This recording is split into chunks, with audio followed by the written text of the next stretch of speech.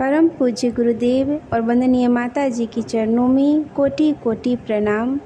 आप सभी को प्रणाम। पुस्तक गायत्री के प्रत्यक्ष चमत्कार, जिसके लेखक हैं पूज्य गुरुदेव पंडित श्री राम शर्मा आचार्य। आज हम सभी इसमें सुनेंगे गायत्री साधना से पूर्व जन्म का ज्ञान। घटना लगभग 200 वर्ष पुरानी है। जयपुर के बूढ़ा देवल गांव में दक्षिची वंश के दाहिनी परिवार में एक बच्चे का जन्म हुआ। उसका नाम विष्णुदास ब्रह्मचारी था। वह 8 वर्ष की आयु से ही गायत्री उपासना में प्रवृत्त हुआ तथा आगे चलकर एक महान गायत्री उपासक के रूप में प्रख्यात हुआ। विष्णुदास परिवार की स्थिति ठीक न होने के कारण चिंतित रहा करते थे।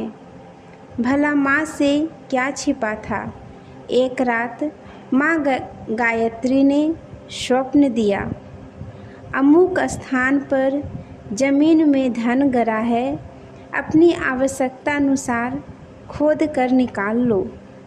ब्रह्मचारी जी माँ की आज्ञा मानकर निर्देशित स्थान को खोदने लगे। नित्य खोदकर धन निकालते तथा अपने आसन के नीचे रख देते थे। उनकी माँ भी साथ ही रहा करती थी। उनकी माँ को शंका हुई कि पुत्र कुछ करता तो नहीं, फिर धन कहाँ से आता है। इसलिए उन्होंने एक दिन आसन उठाकर देखा। ब्रह्मचारी जी को मालूम हुआ कि माँ गायत्री की कृपा से धन प्राप्त होने की बात माँ को मालूम हो गई है और उन्होंने दूसरों को भी बता दिया है। उनको बड़ा दुख हुआ। वे पुष्कर नामक स्थान पर जाकर गायत्री का विशेष जप करने में प्रवृत्त हो गए। पुष्कर की एक झोपड़ी में उन्होंने गायत्री पुष्चरण शुरू किया। इस प्रकार 24 लाख के 3 पुष्चरण किए, फिर भी उनको कोई विशेषता दृष्टिगोचर नहीं हुई। उन्होंने समझा कि उनका तप व्यर्थ गया और स्वयं दुखी होने लगे।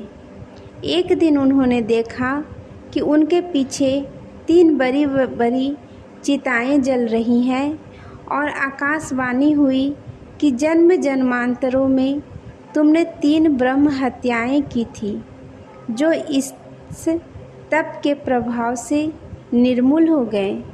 आगे बढ़ो, अब सिद्धि प्राप्त होगी। अब नए उत्साह के साथ गायत्री तप में लग गए।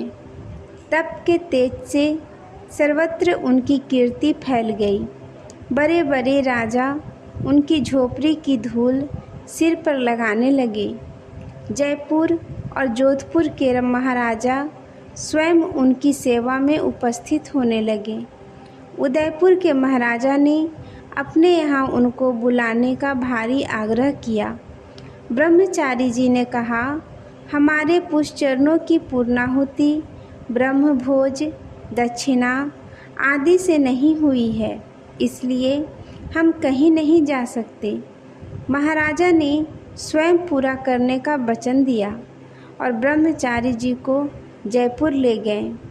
उदयपुर में उनका शाही स्वागत किया गया और पुष्चरण की पूर्णाहुति का सब कार्य आनंद के साथ संपन्न किया गया। ब्रह्मचारी जी की आज्ञा से महाराज ने और भी अनेक धार्मिक कार्य संपन्न किए।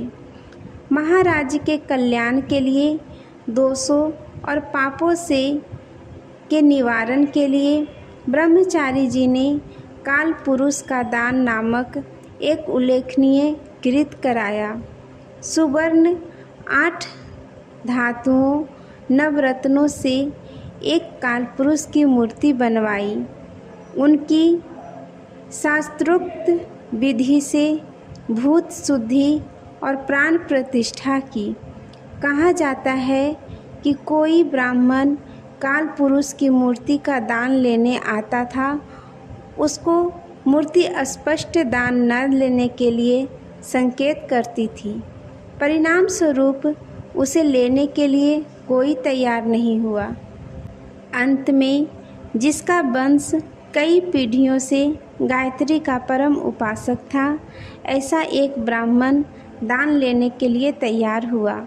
उसने जैसे ही मूर्ति दान लिया, उसका शरीर काला पड़ गया। उसने मूर्ति का सब धन और अपनी संपत्ति दान में दे दी। तब उसके शरीर की कालिमा दूर हुई, किंतु जिस हथेली पर दान जल लिया था वह काली हो गई। 3 गायत्री पुष्चरण करने के बाद हथेली की कालिमा भी चली गई। महाराज के कल्याण के लिए इस ब्राह्मण को इतना कष्ट सहना पड़ा। उसके लिए महाराज सदा उसके प्रति कृतज्ञ बने रहें और उसके परिवार को सदा सहयोग करते रहें। ब्रह्मचारी जी के तप के प्रभाव से असंख्यों का कल्याण हुआ। वे ब्रह्मनिष्ठ और गायत्री उपासक बनने के लिए प्रयत्नशील रहे हैं।